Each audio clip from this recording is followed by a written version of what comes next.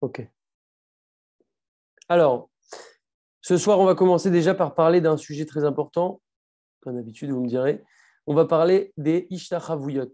Donc, les ishtachavot en hébreu, ça veut dire se prosterner. Comme on le sait, on a l'habitude de se prosterner pendant la tfila, particulièrement pendant la hamida. Mais il est important de savoir à quel endroit se prosterner. Parce que il y a des gens qui, moi aussi je fais ça avant, on se prosterne, on croit que c'est bien de se prosterner le maximum. Mais en fait, il y a des endroits particuliers où il faut se prosterner et donc il ne faut pas se prosterner ni plus ni moins que ces différents endroits. Et donc, c'est ce qu'on va voir maintenant. Arba ishtachavuyot mishtachavim. Donc, on va se prosterner à 4 moments en fait. Premièrement, Aleph, Betrilat Abracha Rishona. Donc, en fait, la bracha Rishona de la Hamida, celle qu'on a dit qui était en quelque sorte la plus importante, puisque c'est celle qu'on doit absolument comprendre et avoir les bonnes kavanotes dedans. C'est donc depuis Hashem Sefadai Tiftar Fegiti Letra, ça c'est une phrase d'introduction en quelque sorte. Et ensuite, la première bracha commence avec Baruch Ata Hashem, Elokenu, Veloé Avotenu, etc., etc., etc. Donc ça, c'est la première bracha de la Hamida. Et elle se termine par Baruch Ata Hashem, Magen Avraham. Donc tout ce passage qui commence donc avec Baruch Ata, qui se termine par Baruch Ata, Baruch Ata Hashem, Magen Avraham, c'est ce qu'on appelle la première bracha de la Hamida. Donc là, on nous dit au début de la première bracha de la Hamida. Chez Omer, Baruch Ata Hashem. Quand on dit Baruch Ata Hashem, on doit se prosterner une première fois. Après, on va voir exactement sur quel mot, comment se prosterner, etc. Mais déjà, on voit déjà les 4 moments où on doit se prosterner dans la Hamida. Également, Bet, Besofa, à la fin de cette bracha. Donc, toujours la première bracha de la Hamida, on doit se prosterner au début de cette bracha. Et le deuxième moment où on va se prosterner, c'est à la fin de cette bracha. Quand on clôture cette bracha, donc Baruch Ata Hashem, Magen Avraham. On est dans la même bracha. Le troisième moment, ça va être Bitrilat Birkat Modim Anachnular. Modim Anachnular, c'est le début d'une bracha qui commence avec Modim Anachnular. Ça, c'est le troisième moment où on se prosterne. Et Dalet, le quatrième moment, Besofa également, à la fin de cette bracha de Modim. Donc, c'est quoi la fin de la bracha de Modim? C'est Baruch Ata Hashem, Atov Shimcha Ulchana et Leodot. En fait, Modim, c'est une seule et même bracha qui commence avec Modim, le mot Modim, et qui se termine par Baruch Ata Hashem, Atov Shimcha Ulchana et Leodot. Donc, finalement, on a 4 endroits où on va se prosterner. Et en fait, c'est finalement dans 2 brachot, qui sont 2 morceaux, au début et à la fin de la première bracha de la Hamida, et au début et à la fin, au début de Modim, et à la fin, quand on finit la bracha de Modim, qui finit par Baruch Ata Hashem, Atov Shimcha Ulchana et Leodot. Et donc, en fait, à tous les autres endroits de la Hamida, non seulement qu'on n'a pas, mais on ne doit pas se prosterner. Donc, ni à Baruch Ata Hashem Echaya Meti, ni Baruch Ata Hashem Ael Akadosh, etc. Donc, en fait, ce sont vraiment ces endroits et pas plus. C'est ce qui est marqué là d'ailleurs. Velo Yosif, les Ishtachavot Yoter, et on ne va pas rajouter pour se prosterner plus que cela. On a un grand principe d'ailleurs en général comme ça, qu'on ne doit pas rajouter des choses. Bon, si c'est bien sûr des mitzvot, du chesed, du temps d'étude, etc., on peut rajouter, mais quand on nous définit quelque chose sur un moment donné, on ne va pas chercher à rajouter. Il y a des moments qui sont définis. Ketzad Mishtachave. Maintenant qu'on a vu les moments où on va se prosterner, on va voir de quelle manière on se prosterne, comment on se prosterne. Shoche Gabo Verosho Achit Pakeku. Donc en fait, on va se pencher. Donc j'ai prévu de détendre le fil du micro qui fait 6 mètres initialement pour pouvoir faire des démonstrations live. Donc déjà, on lit. Donc on va en fait se pencher. On va pencher notre dos et notre tête jusqu'à que chez Itpakeku, Yvledou, c'est-à-dire qu'en fait, nos vertèbres, donc les vertèbres qui sont dans notre dos, vont sortir. Effectivement, quand on se courbe, c'est là qu'on peut, si on passe la main sur le dos, sentir les vertèbres. Quand on est droit, on ne les sent pas, ou sauf si on appuie vraiment. Mais quand on se plie, on va même les voir sans même les toucher. Les vertèbres sortent. Kol achouliot, toutes les vertèbres, donc chez Bachidra, qui sont dans la colonne vertébrale, Veyarase Atzmo qui est Keshet. Et il va se faire de lui-même comme un arc. Keshet, c'est un arc, donc un arc, ça a cette forme-là. Et donc, il doit avoir cette forme-là exactement. Remez la davar, c'est une allusion à la chose. On a un verset qui nous dit Kol atzmotai tomarna Hashem michamocha. Tout mon être, en fait, c'est tous mes os. Atzmotai, c'est mes os. Tomarna Hashem mikamocha. Tous mes os vont s'écrier. Donc, en fait, comme si tout mon corps, mes vertèbres, mon corps, en fait, va venir s'écrier, faire une louange à Hashem. Hashem michamocha, Dieu qui est comme toi. Et donc, en fait, c'est une allusion ici parce qu'il nous parle de nos os, OS, les os. Et donc, c'est pour ça qu'on nous dit on doit aller jusqu'à voir nos vertèbres si on, si on voyait notre dos. Par contre, il ne va pas trop s'incliner. Donc, on a dit comme un arc, mais pas non plus comme un U à l'envers. Il ne faut pas trop la pousser parce qu'il il va jusqu'à mettre sa tête jusqu'à jusqu'à la hauteur de sa ceinture, là, ça peut être un peu chez Nir Ek et Gaava, ça peut être vu comme de la Gaava, de l'orgueil. Chez Shochei Yoter, il va se servir puisqu'il se prosterne plus que ce qui est nécessaire. Donc, c'est toujours la même notion. Il ne faut pas faire plus que ce qu'on nous demande ici. Et donc, il faut faire ce qu'on a dit avec la définition qu'on a vue. On va faire la démonstration juste après. On va la faire tout de suite. Donc, selon cet avis-là, donc en fait, non, je n'ai pas grossi, c'est pas la peine de me regarder d'une manière bizarre. Donc, en fait, il dit Shoché Gabo. D'abord, on va plier notre dos et ensuite notre tête. Donc, c'est en fait en deux temps. Le premier temps, si je suis droit comme ça, le premier temps, c'est de plier mon dos. Et le deuxième temps, c'est de plier ma tête. Donc, ça, c'est exactement ce que je dois faire. Et là, effectivement, cette position, je suis comme un arc. Si on regarde les vertèbres, elles sortent, comme on a dit en allusion au verset, etc. Vezaken ochole, quelqu'un qui est une personne âgée ou une personne malade, shelo yachol lishrot ad, shelo yishrot kolkar, qui ne peut pas tant que ça s'incliner, se prosterner, daï sheikov rocho, oil venikar shekaché alav. Puisque cette personne-là, on voit qu'il lui est difficile d'agir ainsi, c'est identifié par tout le monde, ça se voit, c'est clair. Donc, elle, on va être plus souple avec elle, il n'y a pas de problème, elle n'a pas besoin de se faire mal ou autre, bien entendu. Il suffira qu'elle baisse un petit peu la tête, ça sera suffisant. Quand on va s'incliner, on va pencher, donc on va se pencher rapidement une fois, donc goufotrila vers Harkar Rojo, donc c'est-à-dire qu'on va le faire rapidement au début, ou que chez Zokef, et quand il se redresse, Zokef benachat, Rochotrila vers Harkar Goufo. Vélo la FR, Kede Shelo Nire Alav Kemasa.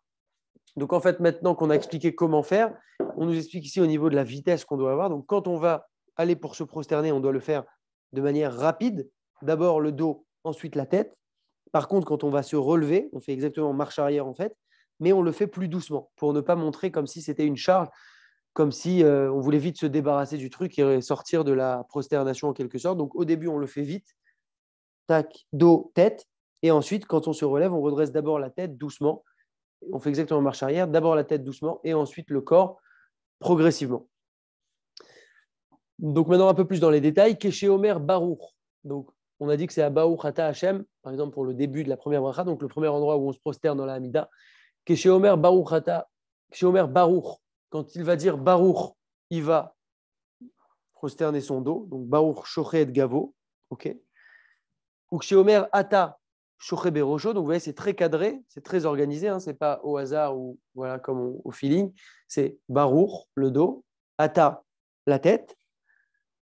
Vekodem chez Yomar Hashem, Iskov. Et avant qu'on dise le nom d'Hachem, un petit peu par respect pour se relever en disant le nom de Dieu, avant d'avoir dit le nom de Dieu, on doit s'être relevé de la manière qu'on a définie avant, en se relevant doucement. Donc je reprends Baruch Ata. Et avant de dire Hachem, je me relève doucement la tête, je relève doucement le corps, Hachem. Donc là, ça peut paraître un peu technique, un petit peu galère, etc. Mais c'est juste une habitude à prendre. Moi-même, j'essaye de mettre ça en place, Bezrat Hachem. Ok, Vekarba Amirat Hachem, Kvariye Zakoufé. C'est ce qu'on a dit. Donc, déjà, au moment où il va dire le nom Hachem, il sera déjà redressé.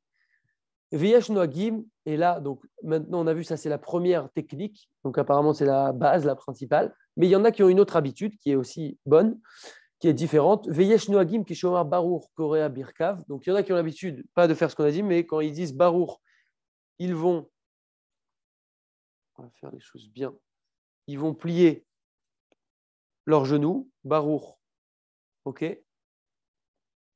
Bieshnogim Kshomer Baruch, Korea Birkav, donc ils plient leurs genoux. Ou Kshomer Ata, Shoche Gabo Verosho, donc une fois qu'ils ont plié leurs genoux, quand ils disent Ata, eh ben, ils plient le dos et la tête en même temps, ok. Pas trop, on a dit. Et donc, et après, donc, ils se redressent de la même manière en marche arrière. Donc, on a deux options pour reprendre. Soit ce qu'on a dit depuis le début, c'est qu'on se penche assez vite, Baruch le dos, Ata la tête, et on se relève doucement la tête et le dos, et ensuite on dit Hachem.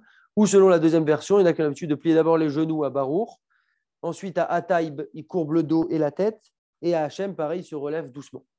Donc ça, c'est les deux possibilités qu'on a. Donc jusque-là, on a vu deux choses très importantes, les endroits où on se prosterne et également la façon de se prosterner. Donc c'est des choses qui sont vraiment bien définies et c'est important de les faire bien. Et pourquoi c'est important? C'est marqué comme ça dans la Gemara Baba Kama, Daftet Zayin Amoud Aleph. Amrou Donc, Aïn Aleph, c'est-à-dire Hamoud Aleph. Donc, c'est-à-dire que c'est la page 17, page 16, pardon. Tête, c'est 9, Zaïn, c'est 7. Donc, page 16, Hamoud Aleph, donc le recto. 16A. Quand on voit 16A, c'est le recto. 16B, c'est le verso. Amrou, donc nos sages nous ont dit là-bas. Shidrato, donc c'est la colonne vertébrale, sa colonne vertébrale, la colonne vertébrale de l'homme, chez la dame. Chez l'Okarab et Modim, qui ne s'est pas incliné, qui ne s'est pas prosterné à Modim. Donc ici, on ne nous parle que à Modim, mais donc c'est un des endroits où on se prosterne.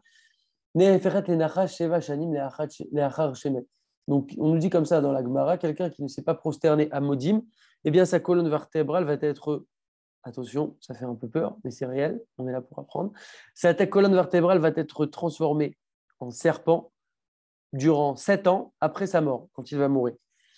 Donc chez Yotse basé, VKYC basé, et dans le même ordre d'idée, Amrou Bezoar Akadosh, on dit aussi dans le Zohar sur Bamidbar, Ima Adam Kofef Shidrato Lifna Akadosh Baruch Hu, si l'homme plie sa courbure, donc sa colonne vertébrale devant Akadosh Baruch Hu, là, cette fois, on nous a dit les méfaits de ne pas se prosterner, maintenant on nous dit les bienfaits de se prosterner.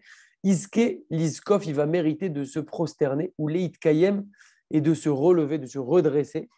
Bitriat Ametim, à la résurrection des morts, il va mériter de faire partie de la résurrection des morts, de se relever quand il y aura la résurrection des morts.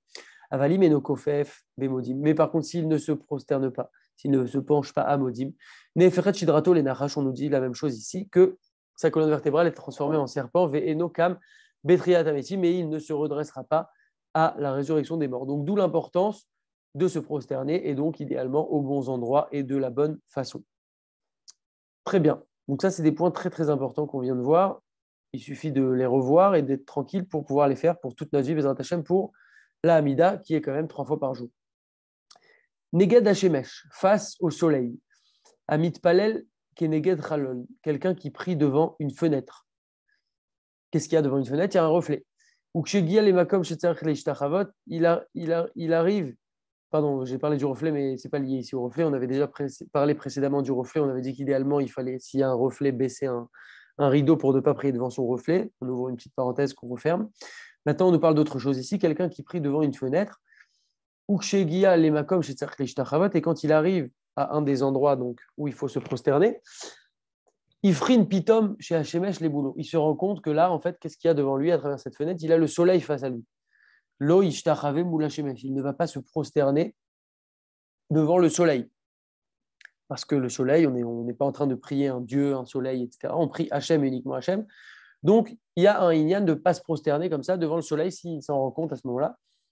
Qu'est-ce qu'il va faire donc? Et là, itemea, tête bouffon, vérocho, veishtachav eletzad. Qu'est-ce qu'il va faire? Il va se décaler un tout petit peu pour ne pas être vraiment dans la direction du soleil. Se décaler un petit peu, et pas de problème, il se prosternera comme il faut, mais pas face au soleil. Très bien, on continue. Maintenant, à partir de maintenant, on va voir le détail de la Hamida, bracha par bracha, et avec à chaque fois des explications sur le sujet. À la Seder. Donc à la Seder, ça veut dire selon l'ordre, dans l'ordre des choses. Hachem Sefatai Tiftar. Donc c'est le début de la Hamida, comme on a dit. Traduction de Hachem Sefatai Tiftar. Hachem, donc je ne dis pas le nom de Dieu, mais c'est Hachem. Éternel, ouvre mes lèvres, et ma bouche dira ta louange. Donc déjà, pourquoi on dit cette phrase? Parce qu'en fait, quand on va s'adresser à Hachem, si demain on nous donne un rendez-vous, les Havdil, avec une personne extrêmement, extrêmement, extrêmement importante, eh ben on risque un peu peut-être de bégayer, d'être stressé, de ne pas trouver nos mots, d'avoir du trac, etc. Et donc, a fortiori, devant Melech Malchei Amelechim Akadosh Baruch Hu. Et donc, quand on vient prier, alors c'est peut-être pas quelque chose qu'on a, en tout cas c'est quelque chose qui se travaille comme toute chose, on doit savoir quand même qu'on s'adresse à Hachem et ça devrait normalement, ça va petit à petit, Hachem, nous impressionner parce qu'on se rend compte en fait tout simplement de ce qu'on vient faire qui est grandiose. Et donc pour trouver nos mots et pouvoir faire une prière de manière fluide, on vient demander ici à Hachem, en fait, avant de commencer la Hamida, avant de dire Baruch Ata Hachem, on demande à Hachem d'ouvrir nos lèvres et qu'on puisse trouver en fait les mots en quelque sorte. C'est ce qui est marqué ici dans le livre Porte de la délivrance. L'Éternel est à présent face à nous. De ce fait, il est interdit de regarder devant nous lors de la récitation de la Hamida. Et donc, en fait, c'est pour ça aussi qu'on fait les 3 pas pour s'introduire vraiment dans le monde de la Hamida. Et donc, on est impressionné par cela. Et donc, c'est pour ça qu'on dit à Hachem, s'il te plaît, ouvre mes lèvres pour que je puisse dire ta louange, ta tfila. Maintenant, un autre point. Abal itpalel mincha ve'arvit au moussaf. Quelqu'un qui vient prier mincha, arvit au moussaf. Et il a commencé à dire Hachem Sefatai Tiftar. Et là, d'un coup, Veshama Kadish ou Kedusha. D'un coup, il entend un Kadish ou une Kedusha. Donc, ça peut être de son minyan s'il est en retard, ou ça peut être d'un minyan qui est à côté, ou autre. En tout cas, il entend un Kadish ou une Kedusha alors qu'il a déjà dit Hachem Sefatai Tiftar. Ya'anev et Yachzor Shuv Hachem Sefatai Tiftar Vechoule. Il va répondre à ce Kadish ou à cette Kedusha. Et ensuite, il recommencera à dire Hachem Sefatai Tiftar. C'est pas grave parce qu'il n'a pas commencé véritablement la Hamida à proprement parler. Pourquoi on nous dit seulement Mincha, Arvit et Moussaf, on ne nous parle pas ici de Shacharit, parce qu'à Shacharit, en fait, je pense que c'est pour ça, parce qu'on dit Baruch Ata Hashem Gaal Israël, et il faut juxtaposer la Géoula, donc Gaal Israël, à la Tfila, et donc on peut moins s'interrompre à cet endroit-là. Donc c'est pour ça, je pense qu'il dit ça par rapport à Mincha, Arvit et Moussaf. On continue. Birkat Avot. Birkat Avot, donc c'est c'est la première bracha, donc dans laquelle, comme on a vu au début, on va se prosterner à 2 reprises, au début et à la fin de cette bracha. Donc cette bracha commence par Baruch Ata Hashem Elokeinu Lavotenu Elu Avraham, etc., jusqu'à Baruch Ata Hashem Magan Avraham. Ça, c'est ce qu'on appelle la Birkat Avot, la bracha de nos pères. Et donc là-bas, en fait, on rappelle nos pères, nos ancêtres, Avraham, Yitzhak et Yaakov, nos Avot Akdoshim, Avraham, Yitzhak et Yaakov, Veizaer les kaven ba meod. Et on devra faire très attention à avoir la bonne kavana, la bonne intention, et même, comme on a dit, comprendre la signification des mots, particulièrement dans cette bracha-là. Veim lo kiven ba, et s'il n'a pas eu la kavana dedans, minadin ayatzar klarzor ou palel. Selon la stricte loi, il faudrait recommencer à faire sa hamida, s'il n'a pas eu la bonne intention dedans. Ach meachar veyesh racha shegam imiachzor lo ikaven. Par contre, comme on a une crainte que même s'il recommence maintenant sa Hamida et il veut se concentrer, malgré tout, il y a un risque qu'il ne se concentre pas à nouveau. Comme ce risque existe, alors on décide qu'on ne recommence pas cette bracha-là. On ne recommence pas la prière, la Hamida. Ou Mikol Makom, Aragil et Kavenba. Maintenant, si on a quelqu'un qui est habitué vraiment à se concentrer sérieusement à fond dans cette bracha, comme il faut. Veira Paham chez Lokiven. Maintenant, une fois exceptionnellement, ça lui est arrivé comme ça, il s'est rendu compte que là, aujourd'hui, il a pensé à quelque chose et il ne s'est pas concentré. Il n'a pas eu la kavana dans cette bracha. Donc, quelqu'un qui a vraiment l'habitude de se concentrer à fond dans cette bracha. Veniskar vesiou ma bracha lifite chez Khatam Baou Khata Hashem Magen Avraham. Mais il s'en est rappelé avant qu'il Khatam. Donc, Khatam, c'est signer, donc mettre un sceau, donc conclure en fait la bracha. Il s'en rappelle donc qu'il n'a pas eu la kavana avant de dire Baou Khata Hashem Magen Avraham. Yachzor Lomar, Eloke Avotenu, Eloke Avraham. Il va reprendre à cet endroit-là, Eloke Avotenu, Eloke Avraham, etc., avec Kavana. Lui, on lui permet parce qu'il a l'habitude vraiment d'être concentré dans cette bracha. Maintenant, Veim Khatam bracha, si maintenant il a dit Baruch Ata Hashem Magen Avraham, il a déjà conclu et terminé cette bracha. Veniskar Leachar Mikar Shelo Kiven, maintenant il s'en est rappelé, mais après qu'il ait conclu la bracha, Yamshir Betfilato, il ne peut plus revenir s'il a conclu la bracha, même s'il a l'habitude de se concentrer habituellement, il va continuer cette fila. Veishtadel Bechol Oz, et il va s'efforcer de toute sa force, se donner les moyens vraiment de se concentrer pour toutes les autres brachot, et particulièrement dans la bracha de Modim. Ce n'est pas parce qu'on a dit que la bracha, entre guillemets, la plus importante, et celle pour laquelle on devait absolument connaître les mots, avoir les intentions nécessaires, etc., était la première bracha de la Hamida, qu'on ne doit pas avoir, bien entendu, de concentration et de kavana dans les autres brachot, bien entendu, qu'il faut aussi avoir petit à petit de la kavana, des intentions, connaître la signification des autres brachot, et donc il continuera cette fila, et il aura l'intention, comme il faut, bien entendu, dans toute la Hamida, et particulièrement dans la bracha de Modim, où on vient remercier Hachem. On avait dit qu'on introduisait la Hamida avec des louanges. Au milieu, il y a toutes nos demandes, et on conclut la Hamida avec des louanges. Modim, Baruch Ata Hashem, Atov Shimcha, Ochaneh Elodot, etc. Ou les achar shesiyam tfilato, et après qu'il ait fini sa tfila, imou batouar sheyachol ata les kaven les farod bebirkat avot. Donc maintenant, comme on a dit, il a passé la bracha Baruch Ata Hashem Magen Avraham, donc il ne peut plus revenir là tout de suite. Il finit sa bracha, il finit sa Hamida, il s'efforce d'avoir les intentions nécessaires. Maintenant, une fois qu'il a fini sa Hamida, il est vraiment sûr qu'il peut recommencer une tfila en ayant la bonne kavana dans la birkat avot, dans la première bracha de la Hamida. Il va revenir prier, refaire la Hamida. Cette personne-là qui est habituée vraiment à avoir la bonne intention, etc., il va refaire une Hamida, Betnaï Nedava. Tnaï Nedava, c'est une condition, ce qu'on appelle un Tnaï Nedava, littéralement une condition de cadeau. C'est quoi cette histoire de Tnaï Nedava? C'est une notion générale importante à connaître, on en reparlera certainement. De quoi il s'agit? Veinu chez Yarshov, il s'agit qu'il va penser Imani chayav lachzor ou leitpalel. Parce qu'en fait, ici, on a un petit peu un doute. Est-ce qu'il peut recommencer une Amida alors qu'il vient quand même de finir sa Amida? Donc, si Minadine, il devrait recommencer la Amida. Si Hachem souhaite qu'il refasse la Amida, on ne sait pas vraiment s'il devrait refaire ou pas. Alors, il va faire cette condition-là. S'il était chayav, s'il devait refaire la Amida, alors que cette Amida-là, elle soit comptée, cette nouvelle Amida qui fait qu'elle soit comptée comme une Amida. Maintenant, s'il n'était pas chayav de faire une Amida, alors qu'à ce moment-là, que cette fila-là, elle soit un cadeau à Hachem.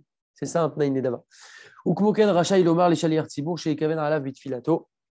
Également, une autre option qui se présente à lui, plutôt que de refaire la Hamida, il peut demander au Shaliar Tzibour, l'officiant, quand il va faire la Chazara de la Hamida, la répétition, qu'il pense à l'acquitter, parce que quand on se fait acquitter, c'est comme dans toute chose, dans le kidouche, dans toute chose qu'on fait, celui qui acquitte doit penser à acquitter la personne ou les personnes, et celui qui se fait acquitter doit aussi avoir l'intention de se faire acquitter. Donc lui, il veut se faire acquitter maintenant, il va demander au Shaliar Tzibour, l'officiant, de l'acquitter, via Amen, via Amen, Al-Kol Bracha, il répondra Amen à chaque bracha pour se faire acquitter. Donc, ça remplace le fait de la refaire. Par contre, il ne dira pas Baruch Hu ou Baruch Shemo parce que quand on se fait acquitter, on ne va pas dire Baruch Hu ou Baruch Shemo parce que là, c'est comme si en fait, il refaisait la Hamida.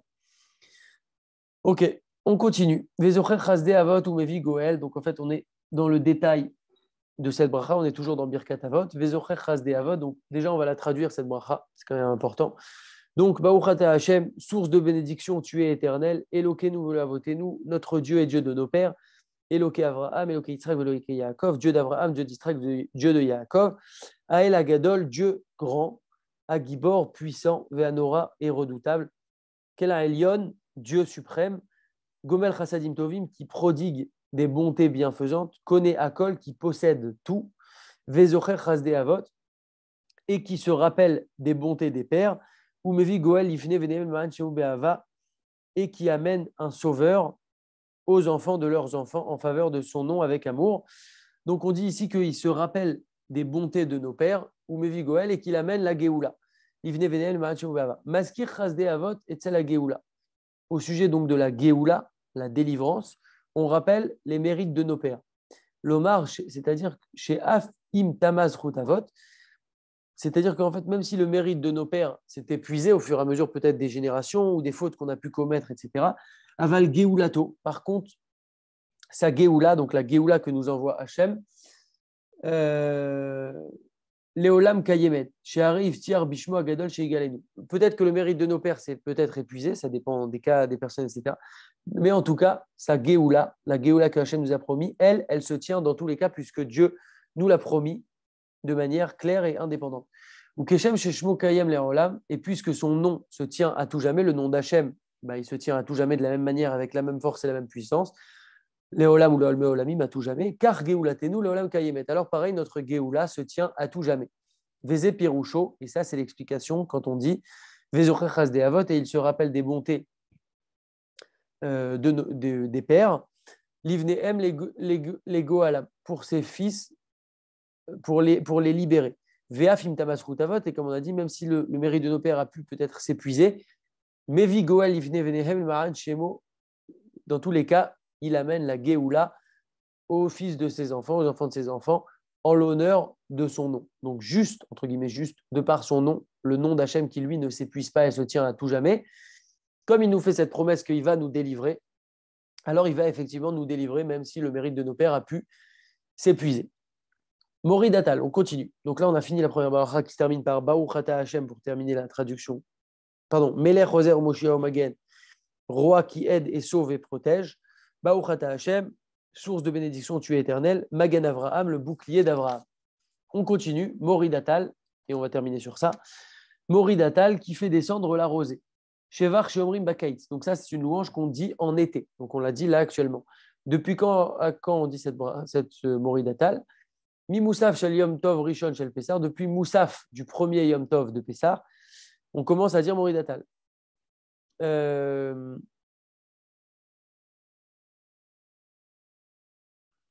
secondes. Je ne vais pas rentrer dans les détails de si on a oublié, si on s'est trompé de dire, si on a un doute à dire, parce que c'est quelque chose qui est assez technique. Là, le cours, il a plus une vision générale. Et puis, comme on est en plein dans Mori Datal et que tout le monde fait en ce moment Mori Datal, en général, on n'oublie pas.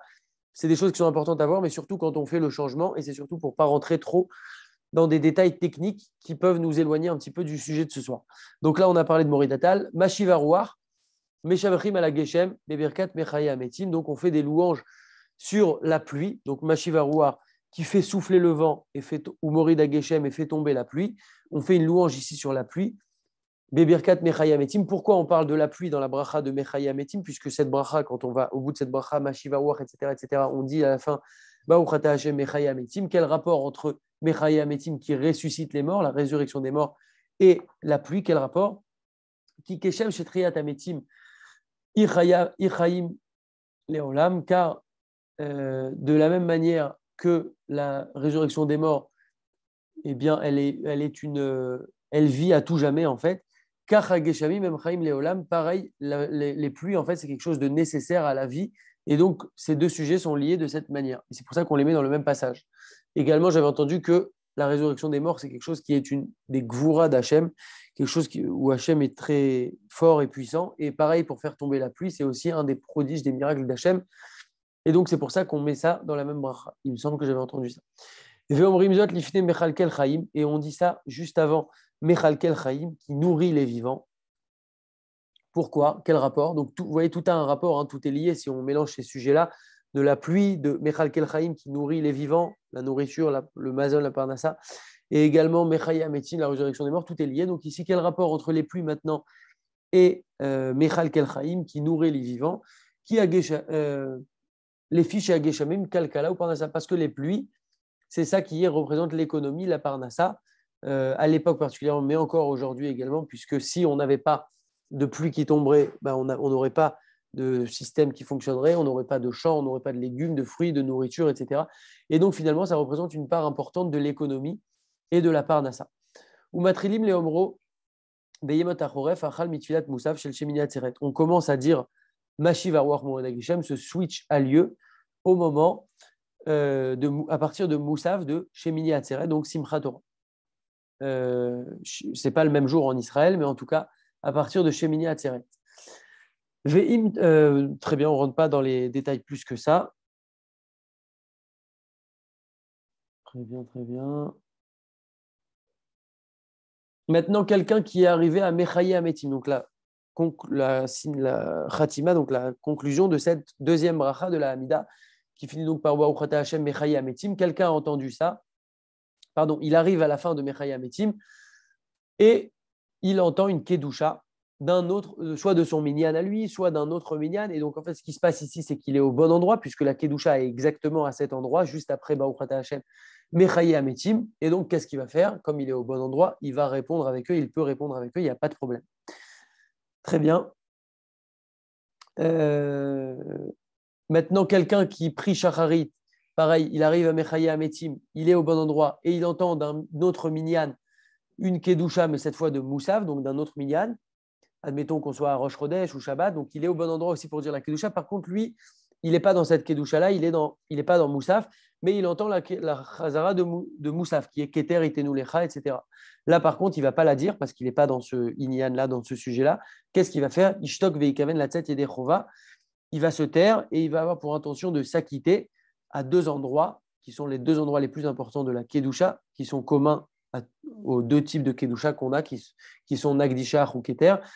Quel est cet endroit? C'est Kadosh, Kadosh, Kadosh, Hashem Tsevot Melech Olam Kevodo et Baruch Shem Kevod Malchuto Olam Vaed. Donc ici, il va se concentrer sans dire les mots avec sa bouche, puisqu'il il est dans Shacharit, alors qu'il entend une chazara de Moussaf. Donc il va avoir cette intention-là de s'acquitter avec Kadosh, Kadosh, Kadosh et Baruch Shem Kevod Malchuto Olam Vaed. Mais il ne va pas répondre avec eux véritablement, puisque les kedushot ne sont pas les mêmes. Comme on a dit, lui, il est dans Shacharit, il entend une kedusha de Moussaf. Ve'ulam, minag bnei Ashkenaz la anod. Donc, par contre, pour les Ashkenazim, eux, ils vont pouvoir répondre, même si c'est une kedusha de Moussaf. Donc, en fait, pour les Ashkenazim, c'est exactement la même chose, qu'ils soient dans Shacharit et qu'ils entendent une kedusha de Shacharit, ou qu'ils soient dans Shacharit et qu'ils entendent une kedusha de Moussaf. Eux pourront le dire avec leurs mots.